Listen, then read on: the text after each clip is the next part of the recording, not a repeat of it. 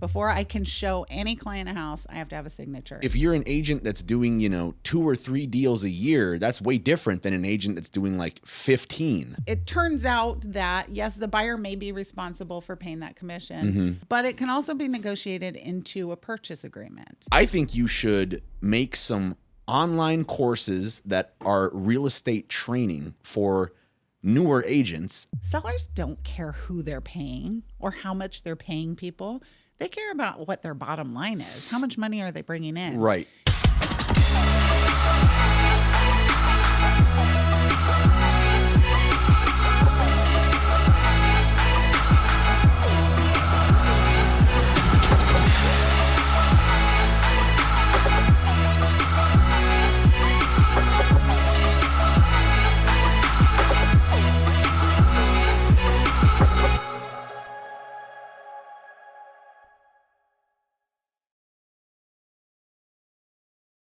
All right, everybody, welcome to another episode of Elite Zone, where we sit down with real estate agents, and normally we talk about positive stuff. This episode might be a little bit different because what the subject matter here is going to be maybe a little challenging, but I feel like we're going to keep it positive, right? We're going to leave you guys with some actionable tips on how to navigate what's going on currently.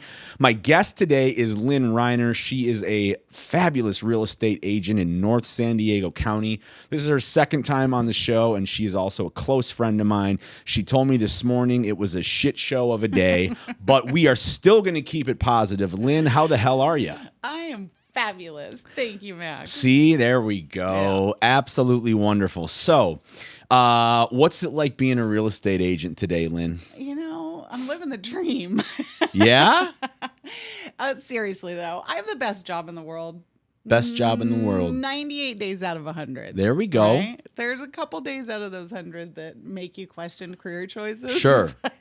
But I think if I can go 98 days and be happy, yep, I don't have much to complain about. So, Lynn, what I want to talk about today is something that I've been getting a lot of, I hear a lot about. I know a lot of agents. They're all talking about it. Some of them are like, oh my God, this sucks. It's going to ruin everything. People are quitting. So there's just a lot of, pardon my language, but bullshit going around. And, I've seen videos from brokers and people that are like, they're leaving our agents behind. They're not helping anybody. And there's just a lot of different stuff. So what I want to get your unique perspective about the NAR settlement, what that means for agents, but also you're a full-time agent. This is what you do, and you have a lot of experience. So what sort of things, are you doing to manage this? Because from my understanding, buyers now have to sign a contract, right? Even before they step foot into a house and I don't even know what the contract says. So just give me the lowdown. What is this thing? Why did it happen? And, Oh my gosh. Well, that could take us hours to go from what is it. Give me the cliff notes. But here's the short version. Sure. There was a lawsuit. NAR was sued and ended up settling for $800 million. $800 million. And a bunch of rules. Okay. So the rules that changed, the big ones are that commission can no longer be advertised in the MLS. So the buyer's agent commission is no longer shown what it is before you go look at a house, before you write an offer, before an offer is accepted. You don't know what that's going to be. Okay. And also, the second really big change is buyers need to sign a contract with the listing agent, a buyer representation agreement, before they can go see a house. Before I can show any client a house, I have to have a signature. And in that agreement, it states how much commission I'm going to be paid. Okay. So it's not advertised in the MLS, and the buyer is agreeing to an amount before we go look at a single house. Right. So that doesn't, it turns out that, yes, the buyer may be responsible for paying that commission, but it can also be negotiated into a purchase agreement, into an offer. Yeah, so you can roll it into the offer. Exactly. Okay. So, or it can be a combination where the seller pays some of it and the buyer pays some of it. Okay. The buyer has a lot of say in how this works. They can say, I don't want to buy anything where I have to pay out of pocket for your commission. So you know that up front. Now, there's probably the biggest challenge right now. Well, there's a lot of big challenges. First of all, if you're going to buy a house right now or condo or property, whatever, the first thing you need to do as a buyer is make sure that whoever the agent is that you're working with is trained in what's going on right now. Yeah, that would be. Because there's a lot of agents who don't know what the rule changes are, how it works, like how to negotiate this with the buyer and the seller. Right. And if they don't know that as a buyer, you're screwed. Yep. There's no hope for you. Yeah, for sure. No, I mean, that makes perfect sense. Oh. Okay. So, and now, like for buyers, like the interest rates came down a smidge, right? So, Well, they're down over like, a point from the high. Percentage and a half or something like that. Yeah. Right? Yeah. So Like, what was it? It was at 8, right? Like around there? I mean, really bad rates were 8. Yeah. I don't know. I wouldn't say rates were at 8, but 7.5 for sure. 7.75, I think, at one point. Yeah. So yeah, we're down 1.25, 1.5. Yeah. It's not bad. So if I'm a buyer, there's a lot of markets out there that, that where the interest rates are high, but we're specifically talking about, the San Diego area, North San Diego. But if I'm a buyer, this NAR thing, along with the high interest rates, is that like kind of are both those kind of like, is the NAR settlement making it easier for me to be like, I kind of want to wiggle out of my way on paying stuff, even though the interest rates are high? So do you see do you hear like buyers like actually that know about this and that try to take advantage of it, or that ask a lot of questions about it, or are people just like, whatever? There's, it's a range. Some buyers know all kinds of stuff. Yeah. Not all of which is true. Some buyers have no idea that anything changed. Okay. So it's across the spectrum. Yeah. And that's why, what you were talking about, the cost of buying with interest rates and Yeah. with commissions, the changes.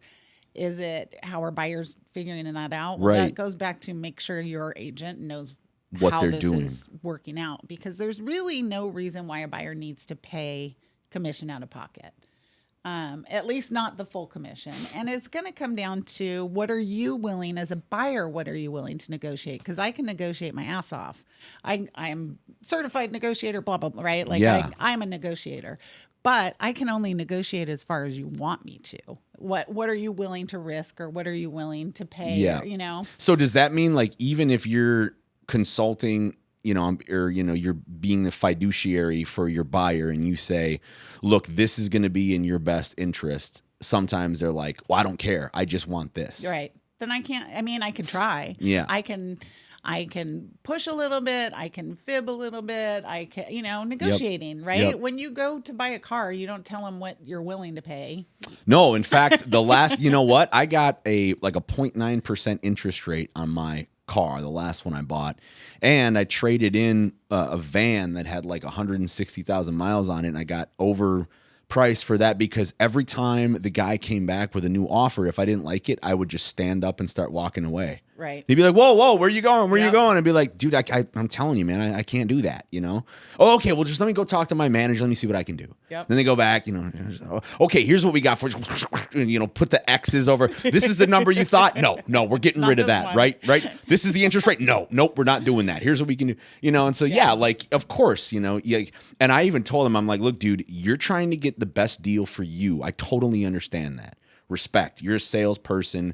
I want you to get paid. You guys want to get the best deal. But I know this car that I'm trading in is worth way more than you're saying, because you guys can use these used cars, and this is different than houses, right? But the negotiation process is kind of the same, right? There's different. In a car, you can negotiate the interest rate. You can negotiate the trade-in. You Yeah. can negotiate the price. Yep. You can negotiate rebate. Well, you can't really negotiate rebates, but there are rebates. There's different ways to get money back. Right. Same thing in a house. Right. Right. You can negotiate the price. You can negotiate a credit towards an interest rate buy down. Yep. You negotiate repairs later on. There are different points to negotiate through the whole thing. Yep. So when you say you're a certified negotiator, now does that mean you've got like classes and credentials and a certain amount of hours behind you with your negotiating? I would say you've been a real estate agent for 13, 14 years, 16. 16 years now. So usually, you know, the mastery rule is if you have 10,000 hours doing something, that Right. makes you a master. You have well over 10,000 hours in real estate. Yeah, I right? mean, I took the class to get certified as a negotiator, pretty much knowing when I went in that I was certifiable. Right. Right. But you got to take the class to get the certification. For sure. So that's what I did. Cool. Yeah. Gotcha. Okay. So then back to the NAR thing. So some buyers know about it, a lot don't. What has the response been in general? I don't know how many buyers you've represented recently, but since this thing has come out, or even like amongst the agent community and other agents, you know, what they're talking about at you know, Coldwell Banker and things like that. What's the response has been from buyers? Have they been like, red flag, I don't know what's going on here, when you talk about the contract they have to sign, or, you know, what's... Well, I spend some time sitting down with them and explaining it all to them. So, you know, any questions or red flags or concerns or whatever, I can pretty much go through up front. Yeah. And most of those can be resolved just explaining that we're going to do everything we can to get that commission covered by the seller, because obviously that's money. That's the biggest concern. And Right. for a buyer going in, they're already down payment and escrow Yeah. fees and closing costs and all of that. There's a lot of money coming out of a buyer's pocket. Right. The last thing they want to do is pay a commission on top of that. Yes. At least most of the time. Of course. Right. Even though it's kind of messed up, because somebody is representing you to make sure that you get the best deal in all of this. And it's like, well, that's all well and good, but I don't want to pay you. Right. Well, it's not that they don't want me to get paid. They don't want to pay. They don't want to pay it out of their pocket. And I mean, there's a lot of arguments about how to think about this, but one of the things that's being said is really the buyers have been paying the commission all along, because when a seller's selling their house, the buyer is the one that brings the money to the table. It's true. Not the seller. That's true. So Yeah, they're the one getting the money. exactly. So yes, it's coming out of the seller's proceeds, but the seller didn't have any proceeds until the buyer brought them. That's a good point. So it's melted. It's, you know, already kind of mixed in with the price of the house. Mm-hmm. And so now the difference really is not so much that the buyer's paying it, but that the buyer would have to pay it cash out of pocket up front, Right. rather than basically financing it over 30 years. Sure. Okay. So when you say you can roll it into the price of explain that a little bit to me, like how you said you can take, you know, if they don't want to pay it out of pocket right away, like how does that work? Well, it's very similar to how it's always been. The difference is the buyer's agreeing to how much I'm getting paid up front as a percentage, right? What my commission will be before we ever find a house. Mm-hmm. When we make an offer on that house, I submit my buyer agreement with the offer, Okay. along with another form that says we're asking the seller to pay this commission.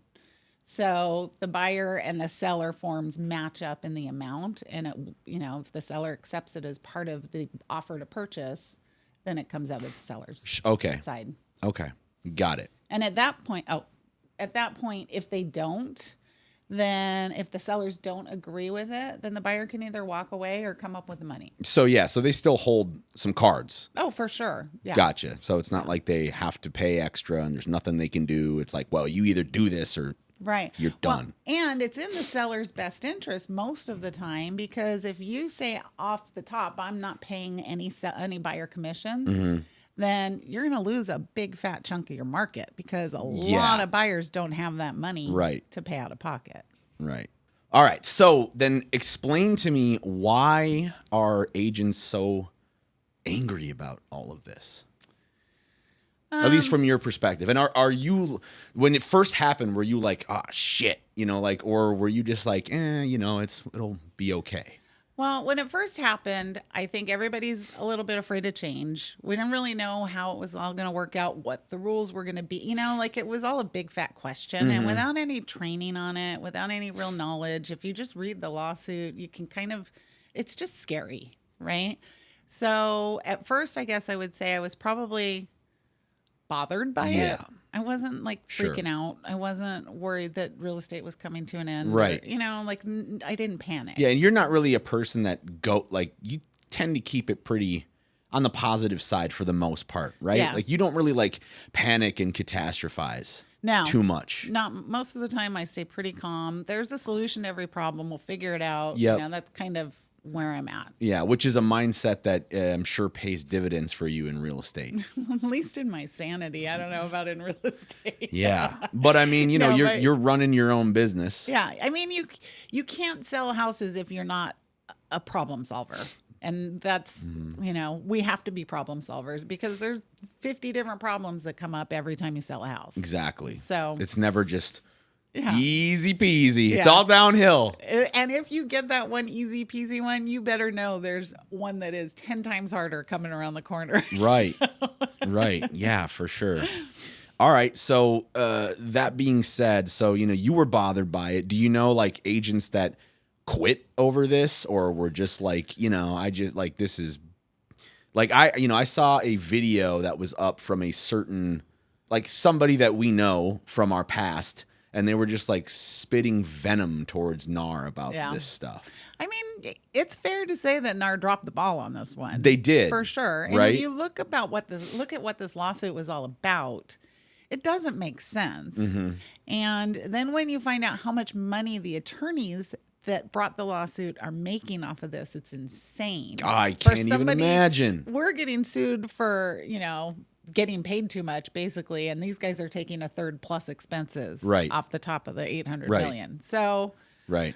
Well, that the other thing too that I like, a lot of people say, well, real estate agents, they just make so much because commissions are so high, especially if the the average list price is really high. And yes, but if you're an agent that's doing, 2 or 3 deals a year, that's way different than an agent that's doing like 15, right? Well, okay, so going back to the agents make all kinds of money. Now, this is something I don't think most people really think about, right? When you're a seller or a buyer and you get that settlement sheet at the end and it says your agent made 2.5% of $1 million, so $25,000. Yep. When I look at that $25,000, it sounds like a lot of money. $25,000 is a lot of money, Yep. right? I just spent 60 days working on this closing, let's say. But then you got your commission split. I split my commission with the broker. Yep. I split my commission with the corporate Coldwell Banker. Yep. I pay a transaction coordinator. Yep. I pay marketing Yep, people. marketing I fees, pay exactly. stagers. The people that I pay off the top, and then I pay my own advertising, and I pay advertising for the specific property. Yep. I pay, like the list of payments is ridiculous. Then I pay higher taxes because I am a business owner, sole proprietor, right?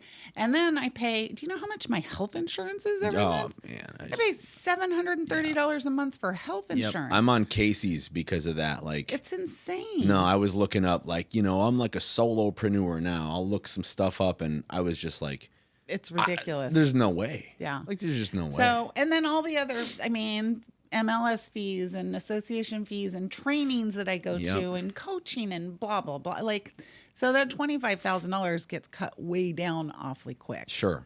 So I don't know. I just went on a rant about how I get paid too much. No, but I think that's relevant here though, right? As Because part of the NAR settlement. exactly, because Right. people have the, anytime you say like, well, I'm a real estate agent, like, oh man, you must be raking it in, like, so yeah, no, I think that, it's the same thing, with like in my business, like last year I made $170,000. Everybody that I know, and especially people back home, are like, wow, like you could buy, oh my God, like you're doing so well. And I'm like, yeah, but I spent like 110 of it on business expenses. Right. How many So I made programs 60. do you purchase and how many people are you paying? Right. And then there's all the bills. And so really like my net was like 30K. Yeah. You know what I mean? And, Right. and out here, that's tough. So Well, California is a tough place to run a business, too. it is. But if you can make it here though, You can make it you can anywhere. make it anywhere, right? Yeah. Okay, so yeah, I definitely think that's relevant. So what does something like this mean for the quote unquote part-time real estate agent that's trying to make a quick buck on the side? There's no quick buck in real estate. There never has been. The part-time realtor is selling houses for their mom and, their cousin Sally, or there is no part-time real estate. Yep. If you want to do part-time real estate, the best thing you can do for yourself is get your real estate license keep working your 9 to 5 or whatever that job is that you do, and refer people to a full-time realtor. Right. So you do like the Because 25%. You get 25% of that commission Yeah. right off the top. And all you did was introduce somebody. Right. And that's a great gig. Right. That's my retirement plan. Right. Or if you have a really cool boss or employer, you can save up 6 months worth of your salary and say, hey, I'm going to go try this other thing. If it doesn't work, can I come back? And if they say yes, then hey, you're good. Go for it. Yeah. But it's yes. a full-time gig, and it's hard to get started in it. I was really fortunate when I got started. And the opportunity that I had is probably not available for most people, but you need to be able to make money while you're trying, or have 6 months or a year worth of money saved to get through that beginning part. Because nobody comes and knocks on your door and says, hey, will you sell my house for me? No, it doesn't no, they work don't. that way. Sometimes it's like, you got to convince them to do it. Sometimes it takes, I mean, I've had clients that I worked with for literally for years. I have a listing coming up with somebody that I first talked to 4 years ago. Yep. So. Yep. They're like, look, these Venetian blinds, like they just have personal meaning to me. Okay. These are worth a lot more. Yep. They put more value in the house. Right. Yeah. Well, listen, I got a retirement plan for you, and you can take this or leave it. But what I think you ought to do, I think you should make some online courses that are real estate training for newer agents, and then you should sell those online. And that's just passive income. Yeah. It's an idea. I thought about, I mean, You could be a coach. I could be a coach. I could be You're good I at would it. love to be a teacher. I mentored a lot of other agents. Yeah. Helped a lot of people get started. And I actually really love doing that. There's been times where I thought maybe I should be a manager at an office, but I would hate the recruiting part of it. So that's out. Yes. But I can tell, I know that you've got to be fabulous with your clients. And I know that because very recently I've been going through some issues, some health things, some mental health things. And it's been a really rough time the past 3 months. And you called me the other day to check in on me, and you completely changed, like the stuff you said was just priceless. Nobody else really, so I can really tell that you probably treat your clients like that. You just have that kind of nurturing spirit. And I think that's really, really important. A lot of people have this like grind mentality, and a lot of coaches are like, get off your ass and make your call, and I get like certain different people need different things, but your communication skills are really good. And if you can convey that, digitally and just sell that, and you actually don't have to take hours out of your day to do it, might be something to think about. You really helped me out, so I really appreciate that. I'm really glad because I love you, man. I know. It's amazing. You have a personality like that, so it's no surprise that you're very good at your job. Now, I guess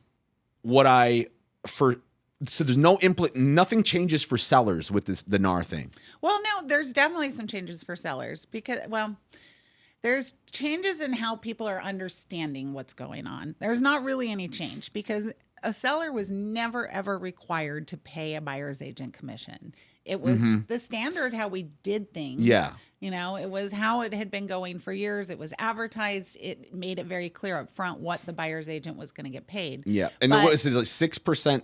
Like total, and then was it 2.5 buyer side, 3.5 sellers, or what? Well, I mean, that goes back to it all being negotiable. It was usually between 5 and 6%, but plenty of times could be lower than that. And then that's negotiated between the listing agent and the seller. So before the house ever hits the market, the buyer's agent's commission had already been negotiated, and the buyer's agent had nothing to do with it, and the buyer had nothing to do with it. It was between the seller and the listing agent. Yeah. All right. Yep. So let's say it was 5% split 2.5 to 2.5. Sure. Or, that was already decided. We'd advertise the 2.5% to the buyer's agent in the MLS, and they knew coming into it. And so when they log in, they can see that. Exactly. Right. Because I do remember that, like seeing, the listing profile, who's listing it. And then you could see like Exactly. what the buyers, Yeah. what your percentage would be, right? So the big difference now is that is not negotiated up front. Gotcha. The listing agent's commission is between them and the seller, but the buyer's agent is gone. Yep. And what I tell my sellers when we're sitting down for a listing appointment is, look, you were never required to pay the buyer's agent. You're still not required to do it today. Is there a good chance that paying a buyer's agent is going to bring in more buyers? Yeah, course. because not all buyers can afford that. Yeah. You know, but do you have to do it? No. And you don't even have to decide up front whether or not you're going to do it. You can just say, send me the offer and I'll review it. And that way, you know, the buyer can include it or not include it. And all you care about now, here's the big thing that I think most agents and probably, well, sellers probably get this, but most agents aren't seeing this up front is sellers don't care who they're paying or how much they're paying people. They care about what their bottom line is. How much money are they bringing in? Right. If you have two offers in front of you and one has a buyer's agent commission included and the other one does not, nobody gives a shit. Right. How much money on the bottom Yeah. do I get to take? Yep. What am I making What's on going the in my sale? account? Yeah. So Yeah. Plus, you know, depending on how the transaction has gone, by the end of it, they might just be like, yes, Just take the fine, money. go. I'll see you in not 5 my years. clients. My Right. clients are happy to pay for different reasons. It Yeah. was just fabulous. Right. Here's right. a tip. Yep, exactly. Okay. So then this really hasn't affected you too much, like with your business. No, I mean, not really when it comes down to the nuts and bolts of the business. It hasn't changed a whole lot. It's changed the conversations, Yes. for sure. Right. But the numbers, no, it hasn't. Gotcha. Well, before we wrap this one up, I don't know. I'm just curious about this.